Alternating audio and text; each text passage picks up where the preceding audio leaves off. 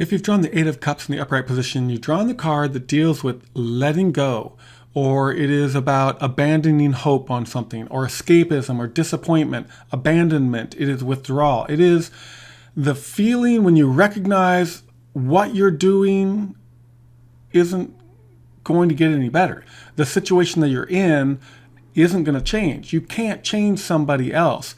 There's situations that, so this would be the classic situation of being in an abusive relationship, and you've been there, you've been hoping for the best and hoping for the best and doing whatever you can, you've been submissive, and then you realize that it's never going to change.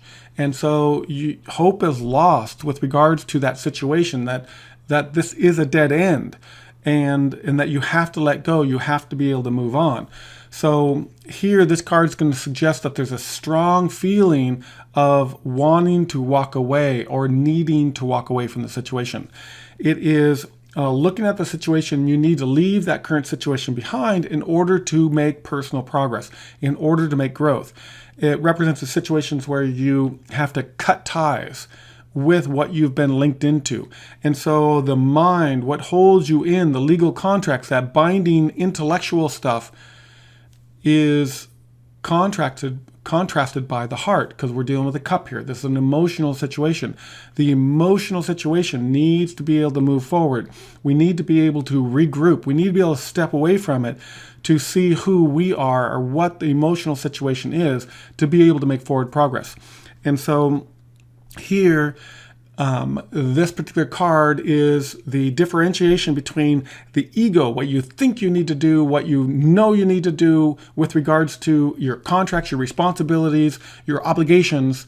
This one pulls back to basically suggesting that you look at your inner child. You look at that inner feeling within you so that you can take strength in what you know is the right thing, what you feel is the right thing. How can you be innocent and basically come back to those characteristics that you were in when you started whatever this project was. Go back to the start. Look at how you were innocent, how you were not corrupted by the situation, how your thoughts were pure, how your heart was pure before you went down this path, whatever it is that you now have to walk away from. So this card is basically saying trust in your own sense of innocence.